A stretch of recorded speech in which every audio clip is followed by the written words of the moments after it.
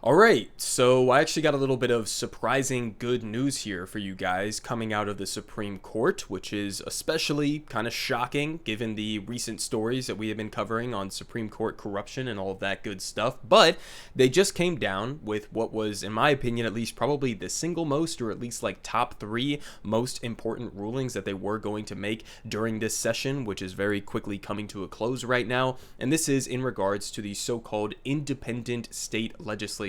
theory, which, just as a reminder, is essentially trying to argue that these especially conservative state legislatures that are gerrymandered to hell and are not actually representative of the political will of the people within these states, especially southern states, and arguing that those state legislatures should be able to unilaterally, without any checks from the governors, without any checks from the state constitutions, be able to determine the election laws and procedures, including up until like the most extreme example, which is something that even Donald Trump tried to do back in the 2020 election, which is push for an alternative slate of electors. Alternative meaning like not the ones that the actual people in the state voted for, but just ones that the state legislature thinks are better. So for example, in a state like Georgia in 2020 that actually flipped to Joe Biden in that column, Joe Biden ends up getting their electoral college support, and in this theory, if it was actually approved by the Supreme Court, the state legislature within Georgia, which is dominant conservative by a mile, they would have potentially been able to just say, no,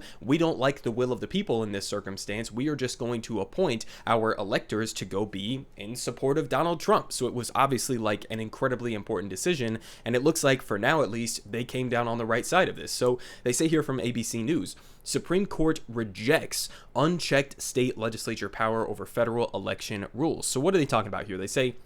the Supreme Court on Tuesday delivered a strong rejection of a controversial legal theory that threatened to upend state election laws nationwide and give state legislatures unchecked power over federal election rules in the case of Moore v. Harper. They say in a 6-3 decision. Now keep in mind, we have a 6-3 conservative Supreme Court, which means there was significant defection from the conservative side to join with the liberals in this case. And they say it was written by Chief Justice John Roberts. The Supreme Court sided with a group of North Carolina voters who challenged an attempt by the state Republican lawmakers to circumvent a state court decision that struck down a new gerrymandered election map. They say Roberts was joined by Justices Sonia Sotomayor, Elena Kagan, Ketanji Brown Jackson, Brett Kavanaugh, and Amy Coney Barrett. They say at the heart of the case was a fringe legal concept dubbed the independent state legislature theory, which contends the Elections Clause of the United States Constitution provides state legislatures alone the power to govern federal elections unencumbered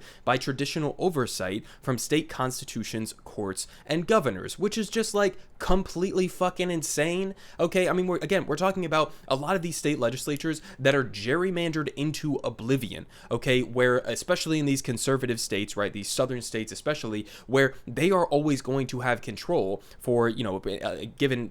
outside of some sort of like extenuating circumstance where Democrats have some radical surge or something in these southern states, but just giving themselves like complete entrenched power in perpetuity for the foreseeable future, and then just deciding to allow those partisan state legislatures to have unilateral control over everything having to do with not just state level elections, but also federal level elections. So we're talking about voter suppression, we're talking about worsening the gerrymandering in these states, and again, we're talking about completely ignoring the will of the people within your state and just deciding you want your support for president, for example, at the federal level to go to a different candidate other than what the people of your state actually chose. So they continue here. They say election and democracy experts warned that the theory, if adopted in its most extreme application, could have dramatic impact on how elections are run. State lawmakers would have near unfettered power to rewrite voting rules, potentially putting at risk mail-in voting, same-day voter registration, ranked choice voting systems, and other statutes for federal races, experts previously told ABC News. I mean, one of the ones that stands out here to me is obviously like ranked choice voting systems. I mean, essentially just trying to outlaw those to push against even the hypothetical existence existence of ranked choice voting systems, which are far more democratic and actually, get rid of the so-called like spoiler effect of third parties and would allow people to actually rank their candidates 1, 2, and 3. If your preferred number one candidate doesn't end up being in the final running, your vote drops down to your second choice. I mean, it is a way more democratic, way more representative system. So of course, Republicans are going to want to oppose that. And again, all of these other rules, whether it's, just rewriting generic voting rules or whether it's on, banning sort of like mail-in voting systems or same-day voter registration. I mean, these are all explicitly an effort to try to suppress voting, because historically there has been a trend that the less people that vote, the more likely it is that Republicans are going to win the election. The more people that vote, the more likely it is that Democrats are going to win the election, right? So obviously conservatives are going to do their best in a partisan way to try to suppress the vote, especially at the federal level. So they say they also expressed concern that partisan gerrymandering would sharply increase if the theory were embraced. They say challengers said that the theory would have unleashed a dangerous and unprecedented scheme on the eve of the 2024 presidential election, which, again, I mean, Donald Trump still, to this day, insists that he did not lose the 2020 election. So just imagine how much of a nightmare it would be if in the 2024 election, we now have some conservative states, if the Supreme Court had approved this decision, who are now trying to make the argument of like, okay, even though Joe Biden or whoever the Democratic nominee ends up being, even though he won this state, we're just going to go ahead and give our electors to a different candidate, presumably Donald Trump. I mean, it would be an even worse situation than what unfolded in 2020, right? But they continue. They say Roberts roundly repudiated the theory, stating that the Elections Clause, quote, does not insulate state legislatures from the ordinary exercise of state judicial review. And he says, in interpreting state law in this area, state courts may not so exceed the boundaries of ordinary judicial review as to unconstitutionally intrude upon the roles specifically reserved for the state legislatures by Article 1, Section 4 of the federal Constitution. And of course, we had some of the typical players here of Clarence Thomas, Neil Gorsuch, and Samuel Alito, who were dissenting, and it seems like they were basically arguing that this case is kind of like moot. It's not really relevant because apparently the state legislature within North Carolina, which was the state that this case was involved in, they ended up like changing the map that was extremely gerrymandered that was on the table at first. So that seems to be like what they were dissenting around. But I mean, listen, this is something that I talked about months and months and months ago, because this was going to be a hallmark decision from the Supreme Court. If they had ruled in the opposite direction of how they ended up ruling in this case, that could have given all of these state legislatures around conservative states the ability to further suppress the vote within their states, to cancel things like mail-in ballots and same-day voter registration, not because they're actually genuinely scared of like widespread voter fraud, which literally does not exist in the United States, but just because they want to suppress the amount of people that can vote, of course, disproportionately in minority communities within their various states. So, I mean, this would have potentially opened the door for a lot more of that, to somehow even worsen the current gerrymandering situation that we have here in the US, where basically politicians get to pick and choose their voters instead of the other way around and having voters pick and choose their representatives, which is how it should be. And, another point on top of that would be, obviously we need like independent, completely non-partisan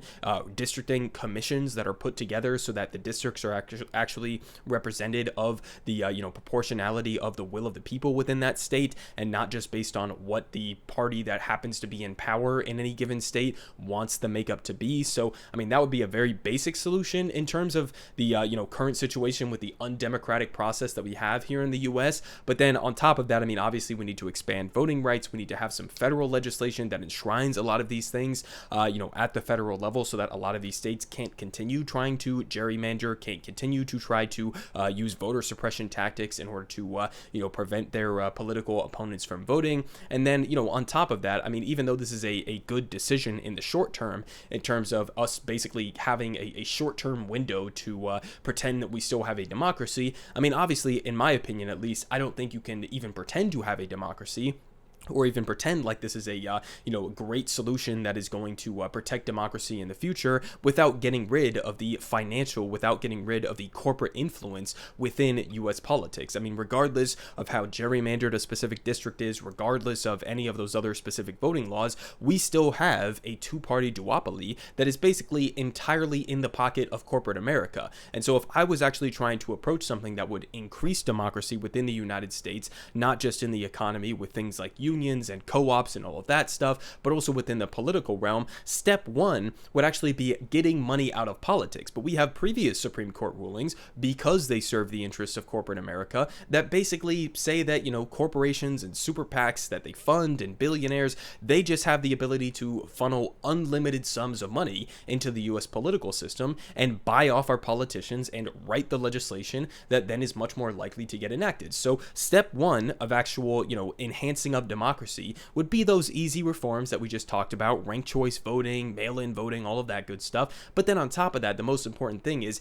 get the money out of politics, right? And that's something that the Supreme Court, especially under the conservative control that it is under right now, would absolutely never touch. So, again, it's a good step in the right direction, or I guess it's not really a good step in the right direction. It's more like we didn't take a step backwards in the wrong direction. So I guess it's good in that sense, but we definitely still have a lot of work to do in terms of protecting and expanding democracy in this country, and this is not going to be the final battle. Everyone is saying GoodPoliticGuy has the best politics. Believe me, no one does it like him.